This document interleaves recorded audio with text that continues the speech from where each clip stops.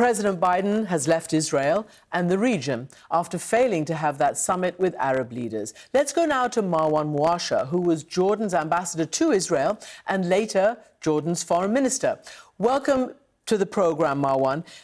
Can I ask you first and foremost, how do you react now to the fact that your king, the president of Egypt, the president of the Palestinian Authority cancelled their summit with President Biden because they believed, I assume that's why, they believed that Israel had struck that Baptist hospital in Gaza.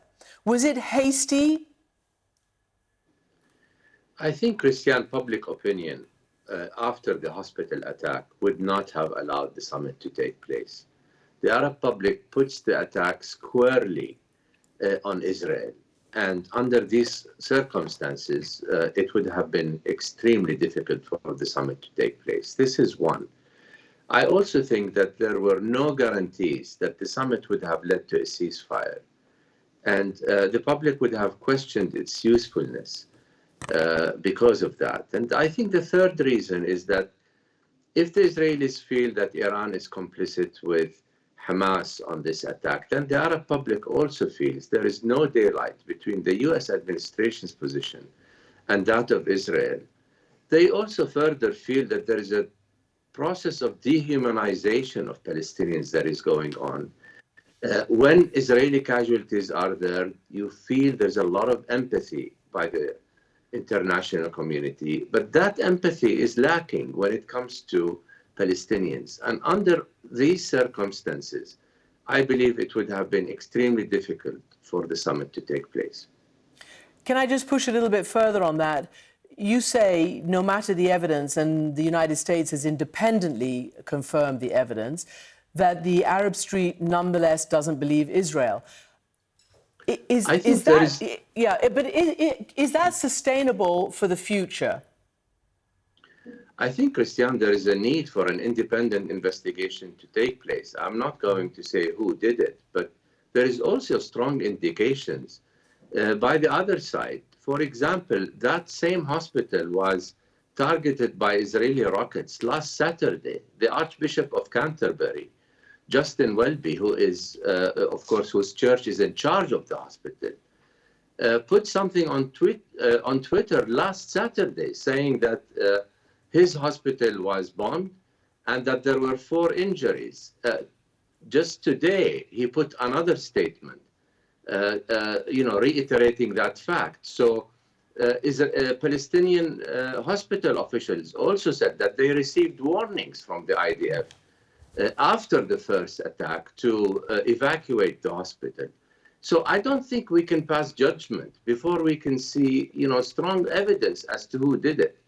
But beyond who did it, Christian, beyond who did it, this is a prelude to the kind of carnage that we are going to see if Israel invades Gaza. And I'm afraid we might see tens of thousands of casualties if Israel indeed goes in Gaza. That cannot be under Israel's, right to defend itself. Collective punishment, cutting off water from 2 million Palestinians cannot be condoned or justified in the name of the right to defend itself. That is international law, and that should be respected by Israel, to the point. We obviously have spoken to Martin Griffiths, and you might have heard it. There does seem to be an agreement, which of course we're going to be following and watching to see if it comes through, to actually start allowing, water and all the rest in. But you're right, the defense minister called a complete blockade and siege of Gaza last week. And clearly this is a huge matter of concern to the US and to everybody in the region. But can I ask you this? Do you, and you've been around for a long, long time, all the way back to the original peace accords, Oslo and the aftermath, do you think, first and foremost, that there is a risk that Iran, Hezbollah, others might get even more involved in the backlash towards Israel right now? I do not believe at this stage, Christian, that Hezbollah will get involved. Hezbollah understands that if it does, it might face a serious blow to its infrastructure.